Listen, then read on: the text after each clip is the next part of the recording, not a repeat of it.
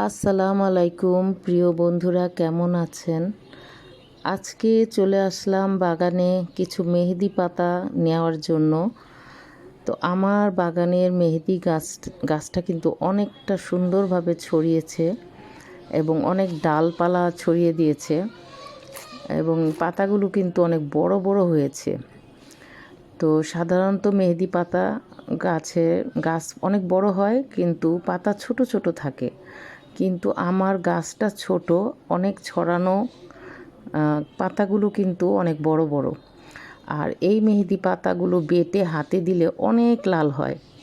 তা আমি কিন্তু আজকে মেহেদি পাতা নিয়ে যাব, হাতেও দেব, প্লাস আমি আজকে মাথায়ও মেহেদি দেব। মাথায় কিন্তু মেহেদি চুলের জন্য অনেক উপকারী।